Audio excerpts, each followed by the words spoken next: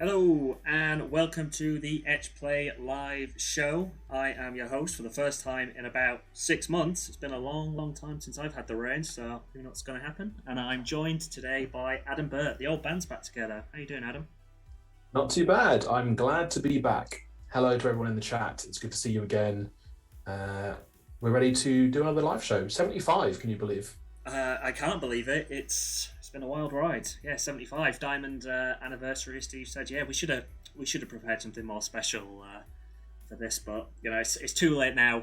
Didn't think about it until Steve said it with about 15 seconds to go before before go live. But happy diamond anniversary to us. Today we've got a lot going on the show. We're going to cover all the latest news stories. We're going to check out Aerial Knights Never Yield, and then Adam is going to talk to us about the Metaverse. He wrote a very comprehensive blog about it last week, and we're going to be delving into that and discussing it. So, shall we dive into the news, Adam? Yeah, let's get started. Cool. Before we get going with the news, we're aware that there is an awful lot happening in the real world today. It's rapidly changing, so we're not really going to cover much of that at all today. We just want to let everyone know we are aware of it and we're not ignoring it.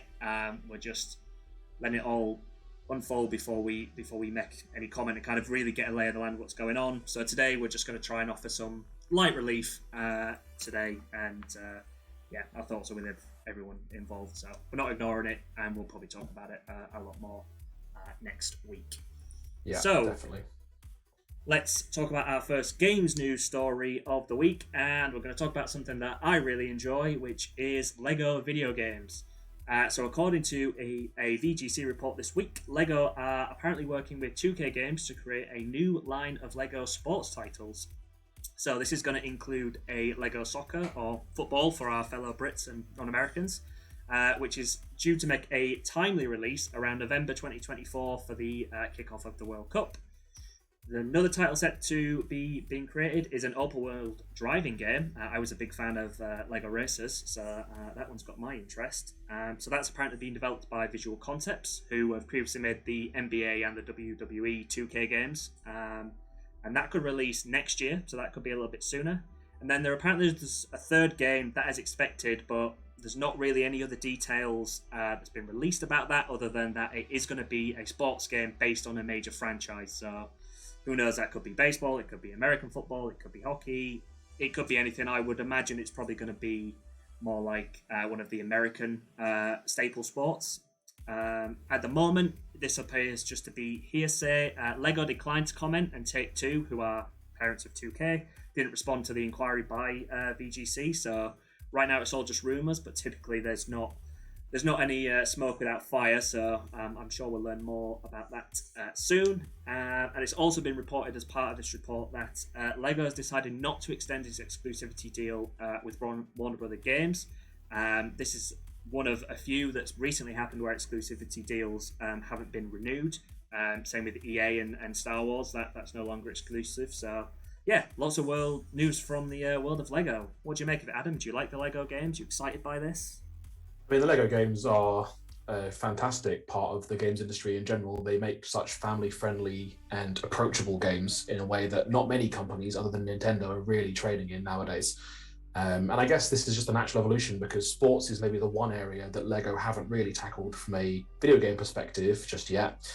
And soccer, as the Americans call it, is definitely increasing in popularity every year. It's becoming very big in North America, as well as already being big everywhere else in the world. So you can see why that would be an attractive prospect, especially with the possibility of linking in with the World Cup now or in the future.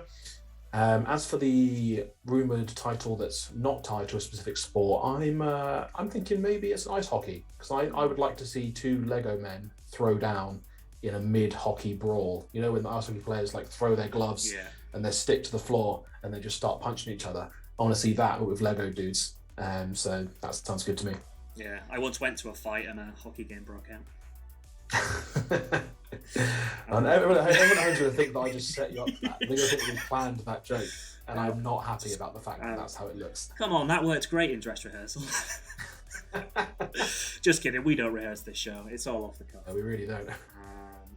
yeah, exciting. I think hockey would be a good shout. I think that could work well. It's funny. I talked about it a little bit a couple of weeks ago when I was on the show with Dan, and like I think if like another driving game came out or another football game came out, like I'm not really that interested. But the fact it's Lego, I am interested. So that IP really captures my attention, and I'm sure it captures a lot of people's attention.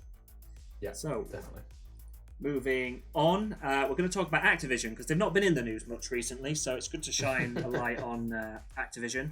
So the news this week is that reportedly they won't be releasing their annual Call of Duty title next year. There's still going to be a title coming out this year, which is expected to be another Modern Warfare game, which is a sequel to the 2019 Call of Duty Modern Warfare. But yeah, this is according to a Bloomberg report who apparently talked to people familiar with the situation who have said that a recent entry that is not yet named is currently not performing to expectation, and that's leaving Activision to rethink its approach for the series.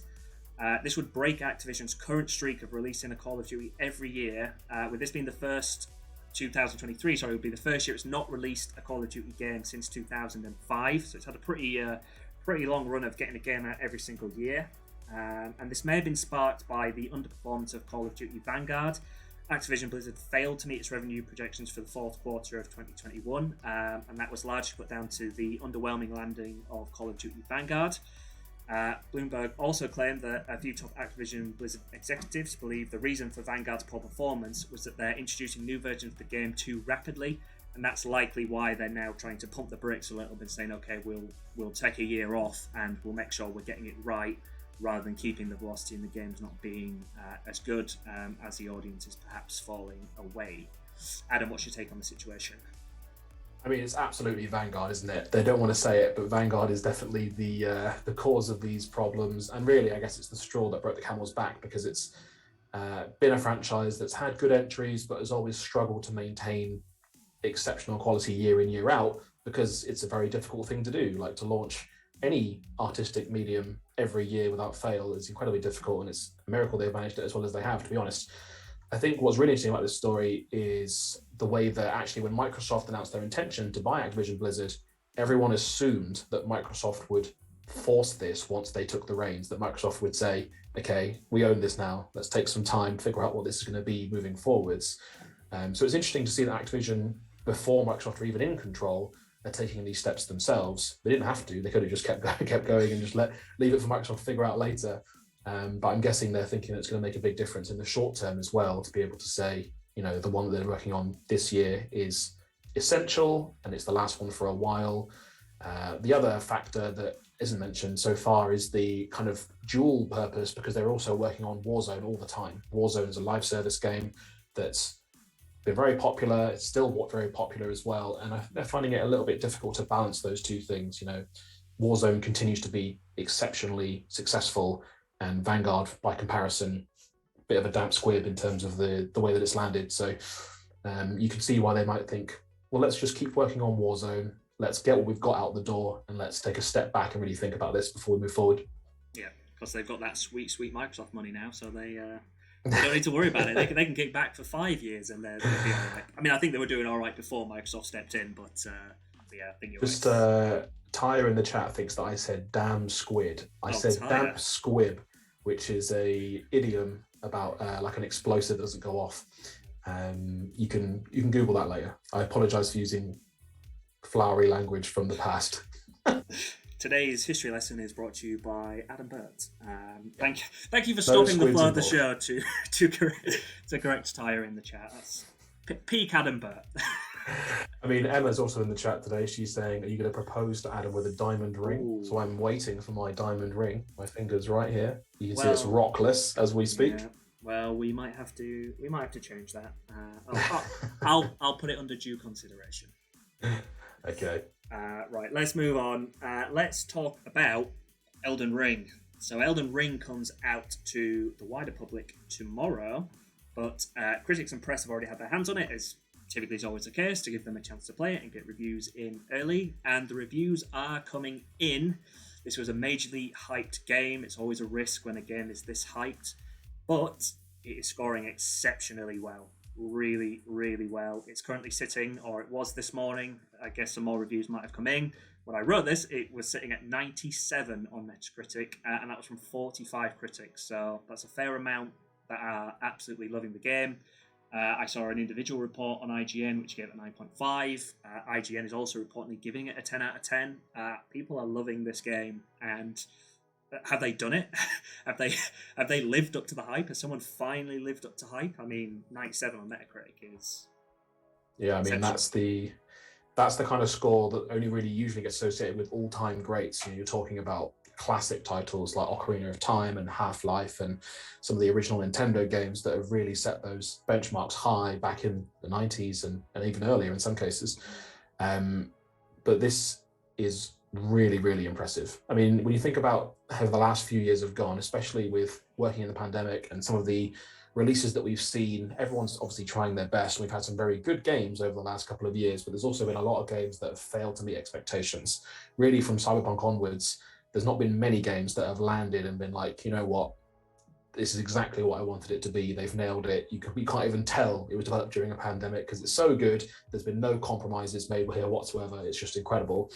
And it sounds like this is that game. It sounds like it is really living up to the promise that people had for it, which is extra exceptional given the massive scale of hype for this game. Like you say, I mean, this has been voted most anticipated game at like every trade show it's ever been at, which is several. The Game Awards, it's been most anticipated game twice. So to be this anticipated for this long and to have all that kind of pressure, I guess, on their shoulders and to still come out there so strong with that score. I know that Metacritic scores aren't everything, and they might be different for you individually as to how much you enjoy this, but that is a sign that they've really nailed it. And I think we're all looking forward to getting our hands on it and checking it out tomorrow. I was going to say, that is the $1 million question: is are you going to be picking up a copy of Elden Ring, and will we be seeing it as an Etch Play checks out in the hands of Adam Burt? We might. I mean, I'm away this weekend, so I feel like it would be irresponsible of me to buy it tomorrow and then be like, excuses. Apologise to my niece. I missed her birthday, but I was slaying a dragon. Like, I'm an adult now. I've got to meet some of those commitments, but hopefully in a future week. I definitely want to make sure we have some Elden Ring coverage on the show and on the YouTube channel, so we'll find a way to make it work for sure. Sounds good. Right, we are going to close off the news. This week, we're going to talk about Uncharted. Uncharted came out last week.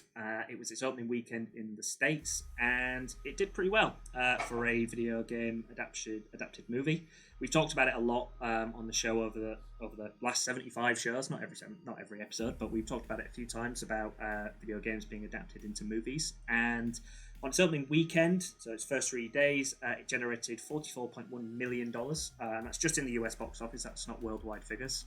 That's just US. And that's the fourth best ever for a video game movie adapted. So I'll run you through the rankings. What beats it. So in third is 2001's Tomb Raider with 47 million. So all the way back to 2001, a long time ago now. That's over 20 years ago. How sad is that? That makes me feel old, and you're older than me, so you must feel terrible. Yeah, I do feel pretty old. Second is 2019's Detective Pikachu, which took in $54 million. These figures are all US, not worldwide, which was good. I mean, I loved Detective Pikachu. I really enjoyed that. Basically, Ryan Reynolds playing Deadpool as Pikachu. And obviously in first place, I mean, we didn't even need to do the research. We just knew this anyway. It is 2020's Sonic the Hedgehog, which took in 58 million. Naturally, the best film ever made, so of course it was going to be the best video game movie adapted. Just proves there's a lot of messed up people out there in the wide world. They're all going to go and see Sonic. The news the other week is that Sonic 3 has already been greenlit before Sonic 2 comes out. So yes, there are a lot of people who like Sonic. There's no depth to the depravity that they won't showcase to Sonic fans worldwide. So yeah, as I mentioned, we've talked at length about movie and TV adapted video games, and it shows no sign of slowing down. I would guess that the filmmakers are reasonably happy with that result. Obviously, it's fourth best video game movie, not fourth best movie, naturally, but it's still a pretty good return for its opening weekend in a world where post-COVID, even though we're not really post-COVID, like cinema figures, unless you're a Spider-Man movie, They haven't really picked up yet. It's a very slow return to the cinemas worldwide following the pandemic that we are still in. So I think they'll be happy with that. And the film has had a long journey. It was originally announced in 2008. It's changed directors multiple times and finally released last week. It stars Tom Holland as Nathan Drake. Very Spider-Man-esque, I thought. And Mark Wahlberg is Victor Sullivan, aka Sully. And the film was directed by Ruben Fleischer, who's also currently in talks to bring more Sony IP to the screen, although not confirmed if it's TV or movie. He wants to adapt Jak and Daxter. Adam, we saw Uncharted last night together. There was other people there. Adam refuses to go to the cinema with me alone. I don't know why. But yeah, we went. I'm not falling for the popcorn trick again, Ben. Never again. We went to go see it last night. I have to be honest. I've never played the game. I hadn't really looked much into the film, and I was probably the least up for it of the four of us that went. But I went just for the social experience, and I think coming out of it, I was the one who probably enjoyed it the most. I really liked it. I mean, it's a dumb movie. There's not much character development. I think there's plenty of references maybe to the game that you just don't get if you haven't played it, which aren't explained, which is fine, but I liked it. I thought it was a fun movie to sit and watch for 2 hours and just not think about it and enjoy it. What did you think, Adam? You're a much harsher critic typically than I am. Yeah, I think Ben has a high tolerance for mediocre movies. You should just know this about him going in.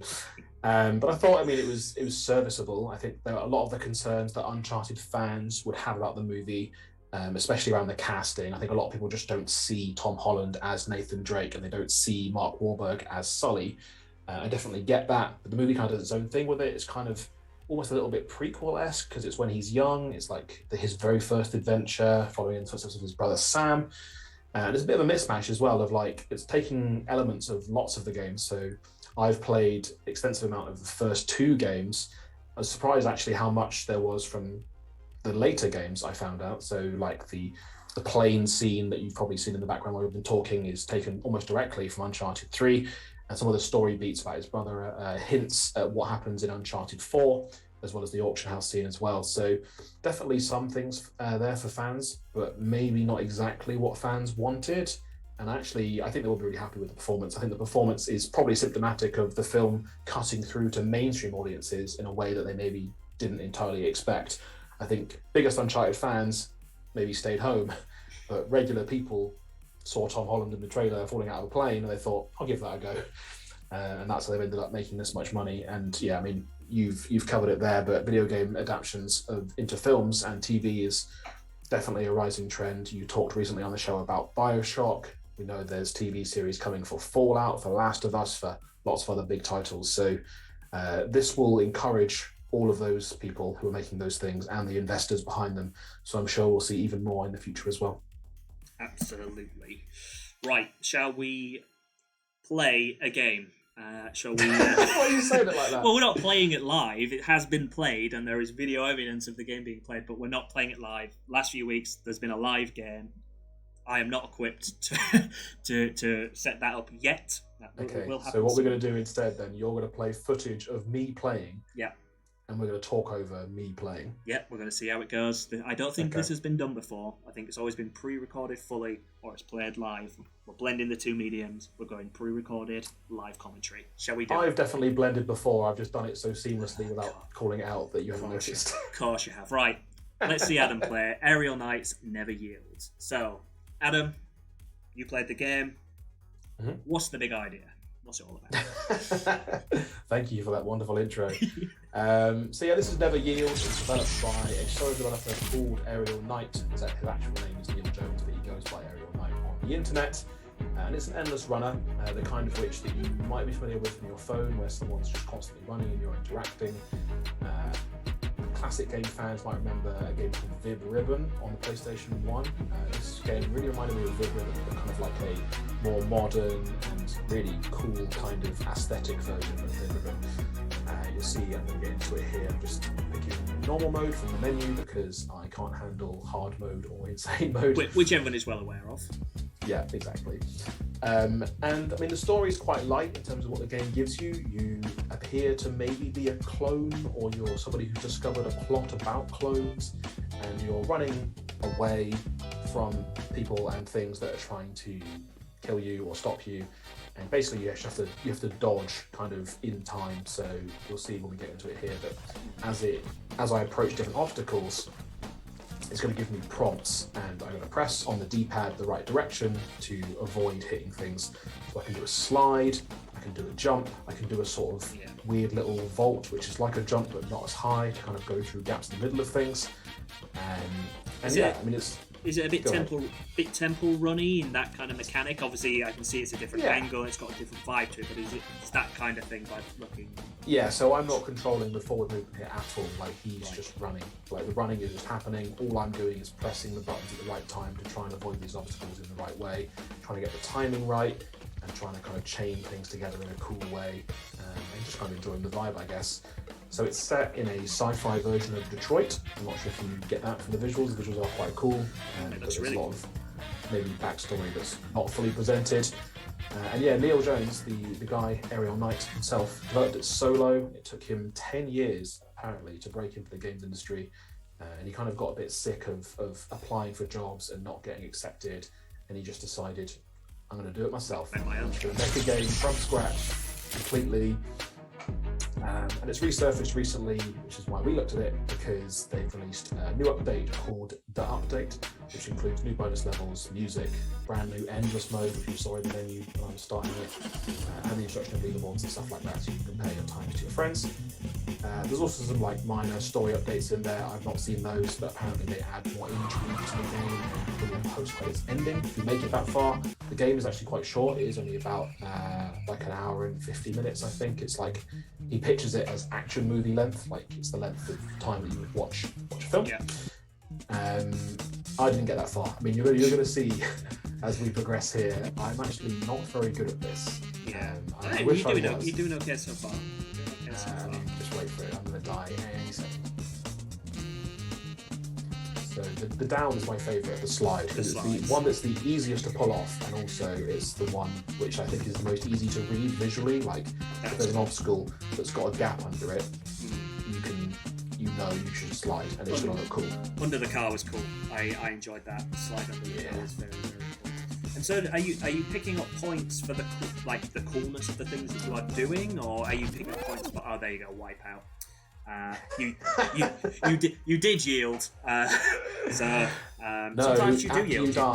After you die, asks you whether you yield or not. If you choose yield, you quit, or you can continue. And the goal is never yield. So you just play this game constantly forever, because you can't yield. The title is never yield. So yeah, you have to finish it.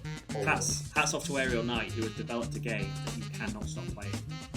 Genius. But I really like the look of it. I mean, you're dying a lot now. So that's three in quick succession. You can see how the timing with that vault in particular, where you've got to try and get through the gap, is like slightly harder, like compared to a slide. Yeah, you're not getting over this up. I mean, they should have called this game Total Wipeout. He didn't even try that time. He didn't even jump. He just ran head first. Well, to be honest, I got to the point where I was like, how are you even supposed to get past this? Am I doing it wrong? Am I just supposed to run into it? Because, like, I wasn't able to vault past it. I did get past it. I think you're going to do it this time. I think you're going to do it. Yes! There we go. You get checkpoints as you go, and the scoring is mostly based around time and just like how fast you complete it. So pressing right on the D-pad makes you sprint, which makes you go faster, but also makes it harder because you have less time to react to the upcoming obstacle. In the standard mode, you do get a bit of a slowdown, which you've seen several times already, where as you approach, there's a little slow motion that basically wipes me out. Basically gives you a bit more of a chance. Like when you go into the harder difficulty modes, you lose the slow mo, so you just got to nail it like at full speed, which is even more challenging than this. And I found this pretty challenging. I'm nuts. So those guys that you just jumped over a second ago that were shooting at you, like, can they kill you? Like, do you have to time their jump to get over their bullets, or is that like purely decorative to add more visual to the game? Can they shoot you? Can die to them, and like if I didn't press the button at all, if I pressed it at the wrong time, I would get hit by one in some fashion, either by running into the dude or running into a bullet that they fired. But I mean, most of them are pretty generous. I think the one you saw me get stuck on, that one is actually quite hard, whereas most of the jumping ones, it's pretty forgiving. If you press the button at roughly the right time, it's going to put you through. Yeah, I mean, you are playing on super easy mode, so. Playing on normal mode, oh, it's sorry. not super easy. Sorry. I thought you selected super easy. I mean, I'm blown away by this as a solo developer. I mean, we've talked a lot before about how small teams have excelled, and you can't get much smaller than a team of one. So, I mean, it looks fantastic. The mechanics look good. 7 deaths. You really are wiping out a lot. Maybe you should have yielded to your own sanity. Never yield. Do not learn anything then.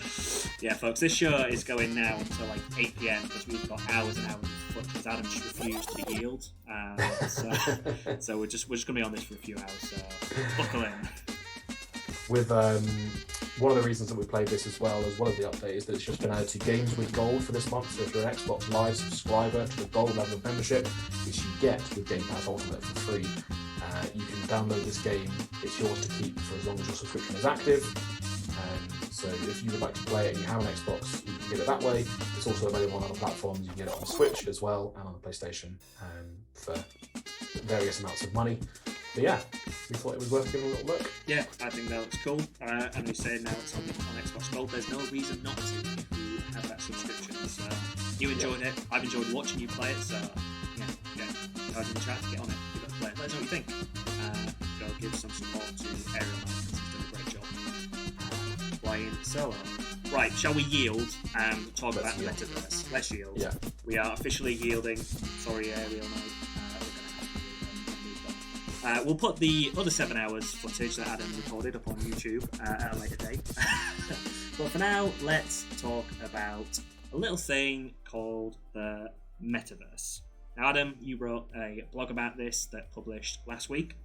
I'm sure people possibly know what the Metaverse is. For people who don't know what the Metaverse is, that's shared in the chat for you now. Adam, consummate professional, getting that in there. Give that a read in about 10-15 minutes time when we're done. Stay right here, hear from the author himself, and then go read it for the bits that you didn't cover, because we're not going to cover everything that's in the article because we just haven't got time. But Adam, for people who might not know, what is the Metaverse?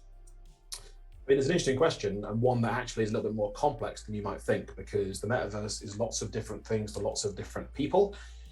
In terms of its original incarnation and the way that it was originally first described, which was in a 1992 novel called Snow Crash, written by Neil Stephenson, it described a sort of internet revolution that allowed people to not just use the internet in the way we use it today on a mostly 2D basis, but to immerse yourself fully using a virtual reality headset and explore 3D spaces and access information in that sense. If you've seen films like Ready Player One, you'll also be familiar with that kind of concept there. That's a metaversal concept that they're using for the Oasis in that film. But essentially, different people draw the lines at different places. Most people agree that it's about shared online social space. Most people agree that it involves 3D space specifically. And people differ about whether they think that you, strictly speaking, need to use VR for it or whether you can access it through a traditional screen. There are a number of games out there, including games like Fortnite and Roblox, that even tout themselves as being metaverses or metaversal in some way, because they are shared social online spaces that lots of people inhabit, and you can hang out there, you can watch concerts in Fortnite, you can do anything you want in Roblox, you can build it. But it is nebulous. It's a concept that's maybe not got a very clear end goal yet, and that's one of the reasons why it's so exciting to lots of people, I guess.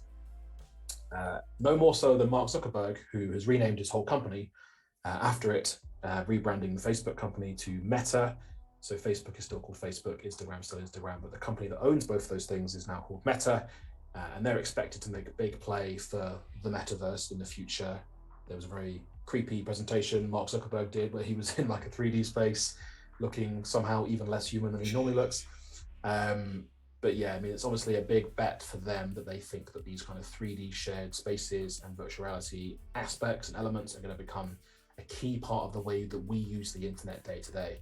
So they don't even see it as something that's adjacent to the internet. They see it as being the primary way that we would all use the internet in 10 years, 20 years, 30 years time. We would all be plugged in to this metaverse matrix rather than typing on keyboards and looking at websites on the screen. So yeah, that's kind of a bit of a basic intro, I guess. I think where I struggle to get my head around it is that it feels like, and I think I've mentioned this before on the show, like it feels like the metaverse should be, by its definition, one place. It's one place where we all are and we're all existing online, offline, wherever it lives, we're all existing in the same place. But it doesn't feel like that's the way it's being set up. It's you kind of alluded into when you described it there with Facebook Meta trying to make a play for the metaverse. It feels like everyone's off doing their own metaverse, and almost by doing that, you're not creating a metaverse. You're just creating more virtual spaces, which are already a thing. Do you agree? Is that a view? It definitely is a view, and it's a view that I mostly share. I mean, I guess if you ask somebody at Facebook or at Meta, I should say, they would say that they expect this to be kind of a fight. They expect to launch a metaverse and for there to be competition between theirs and other people's, and for them to ultimately win that battle. We talk in the article a little bit about this and about how Facebook have an opportunity, but also a problem, which is, do they make this an open platform that everybody can integrate with and use, or do they make it entirely their own self-contained closed network? And the answer is likely to be a little bit of both, because they need content creators. They can't do it all completely themselves. They need people to inhabit this place, to fill it with wonderful things. So they will need the community, but they will also not want to sacrifice complete control. They'll want to maintain this as like an IP, as a thing that they own. And the article goes into some kind of alternatives, I guess. And one of the big ones that I'm talking about in there is about how the web, as we know it now, is kind of the perfect platform for building a metaverse. It's just going to take a long time for the web to get there, because the web moves at a slower pace potentially than something like games. So the web has changed massively. Since we first launched the web, I say we as if I was involved. I wasn't involved. Tim founder of the web, Adam there. But when the web was first invented, it was very much influenced by traditional publishing models where people could consume content, but they couldn't really publish unless they had specialist tools or specialist knowledge, or both. And then we went through a revolution of the internet really a couple of times. One of the big ones was Web 2.0, which was about giving people the ability to author their own parts of the internet through things like blogs and forums and what's now become Twitter and Facebook and Instagram and all those sorts of things. We've all got our own parts of the internet that are ours, that we write on. And then similarly, from a device perspective, you look at something like the iPhone and the way that responsive design has become a massive concept. In the old days, we just launched websites exactly as they were, and they were just built for mice and keyboards and desktop screens. But now we cater to varying devices, different input methods, different sizes, and it's potentially a way that a metaverse could come to fruition over the long term, is that the web could keep evolving in that direction. If there is a genuine demand for 3D experiences and 3D devices like virtual reality headsets, gloves, treadmills, whatever it is that you need to interact with these things in a more immersive way, the web can do that. It's just going to take a bit longer for us to get there than it would for Epic to launch a game like Fortnite, where they don't have to drag everyone in the world along with them necessarily. They can just kind of forge ahead and launch it and say, look at this cool place we built. So that's really what the article is kind of about. I mean, I talk about a lot of the challenges, and there are many challenges about the metaverse. I think there's some people out there think that the metaverse is just a foregone conclusion that's going to happen no matter what. And to some degree, I do think there's an element of truth to that, because I think, if you imagine the technology was perfect, imagine you could literally have a Matrix-like experience where you could just be completely immersed and it felt that real. People would do that. You wouldn't say no. But that technology is a very, very, very long way off. And we've seen VR come and go a couple of times in recent history and not being good enough to capture public imagination to that level. So there's challenges from a technology point of view, definitely from a hardware point of view. And like you were saying, from a silo point of view, about how do we ensure that this is something that everyone can participate in, and not just, everyone's got their own different metaverse and none of them's really the metaverse. They're all just a metaverse that's completely separate, which I don't think really satisfies anybody in the long term. Yeah, I agree. I just want to go back to something that you touched on a couple of minutes ago that I was thinking about as well, is the demand. Like, do we think that there is demand for this because it's something that we need and people genuinely want? Like, there's a part of me that thinks yes, because I would be excited to try it, But then I think it's the next step, isn't it? Because I think a lot of people would be excited to try it, but would people be excited about adapting their behavior to do that all the time, and essentially potentially leave the web as we know it behind and do this all the time? That I'm not so sure about, and I'm not sure whether it's a case of everyone is racing to develop this because we can, not because we need to, which is not always a problem. Like sometimes you realize you don't know what you want until it's there to have. It's that old adage. If you asked them in old days what they wanted, they would have said a faster horse, not a car. But it's going to be interesting to play out as to whether there's enough demand to actually for it really to take off. Because even if people build this incredible experience and it works exactly how the creators want it to work, without the consumers, it's not going to work anyway. If people don't buy into it and want to do it, because you kind of mentioned it there as well, and you talk about it in the article. It's like how people would interact with it. Like, is it with a VR headset? Do people want to do that? What if you don't have a VR headset? Does that mean you can't get into the metaverse? Like, that's got to be a major consideration for content creators, in that if they then have to create content which caters to someone with a headset, without a headset, with gloves, as you mentioned, without gloves, like it feels a long way off because of those implications that could be coming in. Yeah, I think there's genuine, legitimate doubt over whether this will ever happen in the way that some people think that it will. I mean, you look at something like Second Life, which was maybe the first attempt at a metaverse that really had any kind of success whatsoever. And it was successful, at least in the early days, but people gradually came away from it because they realized it wasn't as cool as they thought it was going to be. Actually, it was easier to do things the old-fashioned way in 2D than it was to do them in Second Life. In your first life. Exactly, in your real life. And I think it's definitely a challenge. I mean, films like Ready Player One and novels like Snow Crash put these ideas in our head and they make it sound exciting in some ways. You know, obviously there's a dystopian element to all these stories as well, but they genuinely sound like cool technology in that context. And it might be cool technology, but the level to which they're adopted is maybe unlikely to be the way that they are in the films. Because like you say, like, there's so many things that we do on the internet now that don't need to be reinvented in that way. There's certain things like looking at 3D art or going to like a concert maybe that I can really imagine working, but there's things that actually I just don't need a 3D for. At least not so far. And maybe people invent ways that make that feel intuitive and incredible, which is definitely a possibility. But yeah, I would say that there is definite reasonable doubt about it. We'll have to wait and see. You embedded a tweet in your article which made me smile and made me think as well. So that's what I like, multiple emotions in one tweet. But it kind of referenced that perhaps the Nintendo Wii was closer to the metaverse than a lot of the kind of metaverses which seem to be emerging now, years and years later, in that you could create your Mii character and put them in different games, and there was like a Tony Hawk integration, that kind of thing. Like, that is really what the metaverse is supposed to be, isn't it? That you can go into all these different places in your singular character, I guess, if we brand it as a character. And the Nintendo Wii was kind of knocking on that door before anyone was really, obviously the metaverse was a thing and people had talked about it, before anyone was really getting on the bandwagon, so to speak. Yeah, I mean, they never called it that. Like, Nintendo never pitched it that way. They just quietly thought that it would be a cool thing to do, to have this Mii concept and transport it into several games.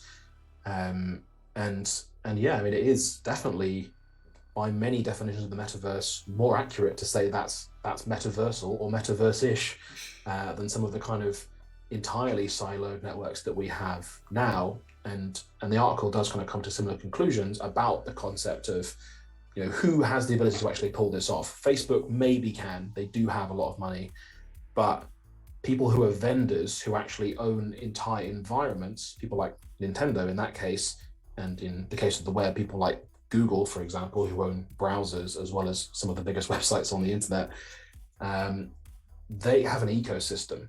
So they don't just have, this is our website or this is our game. They have, this is our network of stuff, and actually we can impose rules on the entire network.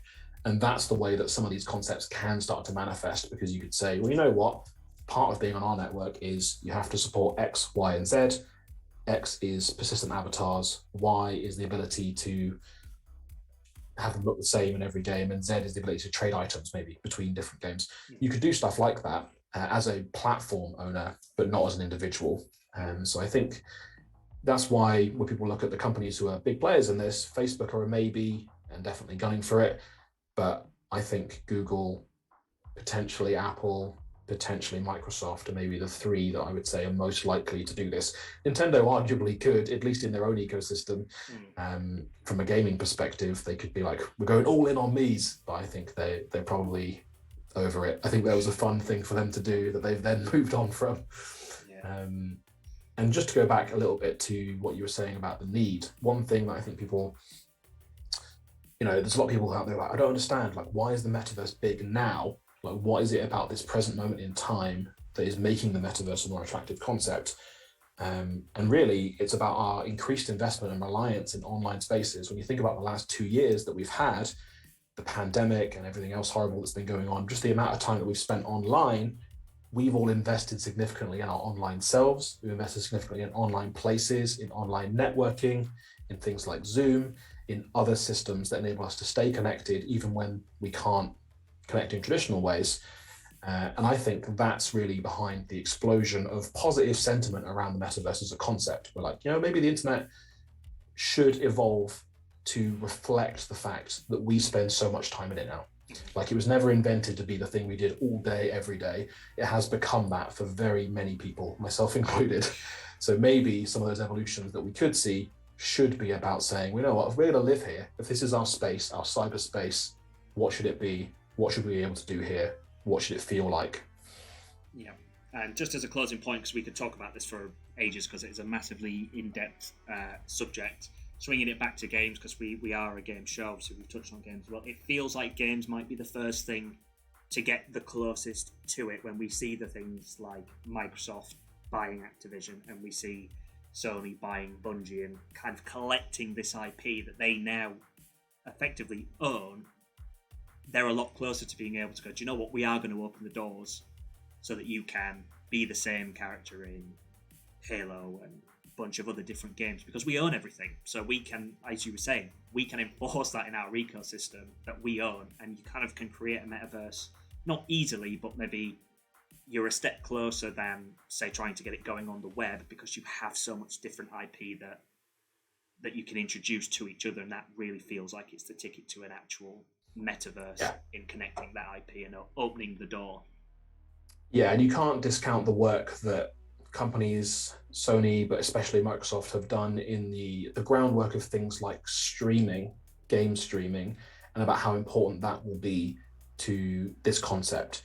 Because when you think about using the web as we currently do, you move from website to website with complete ease. Doesn't matter who owns website A and who owns website B, you just go between them. They load very quickly, usually within seconds. If you're going to do something in a metaverse, you don't want to be sat there like, oh, I've got to download this planet before I can go there, or I've got to get this from person X or person Y. So the technology that the Microsoft and Sony are using nowadays, and things like Stadia as well, that is about the ability to bring game worlds to you quicker, bring 3D spaces to you quicker, which is an essential component of pulling this off. And when you look at something like Game Pass as well on top of that, layered onto it, like, you can see how the financial aspect of it changes as well, right? You don't have to buy all these things to be able to travel around. You subscribe and you get access to all these things and all these theoretical places, experiences, virtual worlds, whatever they end up being. So definitely games is well positioned, not just from a top level company point of view, but also from a staffing point of view. If this comes to pass, the people who will be developing these things will be animators, 3D modelers, programmers, level designers who have, made their trade in games. But it will potentially be an exciting new frontier for them to be like, you know what, I've worked in games for 10 years. I'm going to go and build 3D virtual experiences for Microsoft, and you're going to be able to access them through the web or whatever it is that ends up being. But it kind of takes games and, breaks them out of the constraints of being games in some way. They don't have to have a win condition or an objective or conflict or a gun. It could just be spaces. And there's going to be lots of staff required, as well as lots of technology and lots of breakthroughs required to get there. So everyone who works in games is going to have the opportunity to potentially pitch in with this stuff if they want to over the next 10, 20, 30 years. Definitely. Adam, thank you for that. That was an incredibly interesting conversation. I hope the people watching enjoyed it as much as I did. If you want to learn more about the Metaverse, go check out Adam's blog. It's on the Etch Play blog now. So etchuk.com/play and head to our blog. And if you're in the chat still, Adam's linked it there, so you can go there now because we are finished. We're done for the day. Thank you everyone who joined us. I can see Ty was in the chat, Emma was in the chat, Steve, thanks for swinging on by. So yeah, thanks everyone. We'll be back again next week, as we always are, at 4 p.m. on Thursday. Adam, thank you. I've enjoyed this. It's been a long time since we've been here on Twitch together. It's been nice. I've enjoyed it. And yeah, we'll see you all again next week. Have a great evening and a great weekend. See you later. Good night, guys. Bye.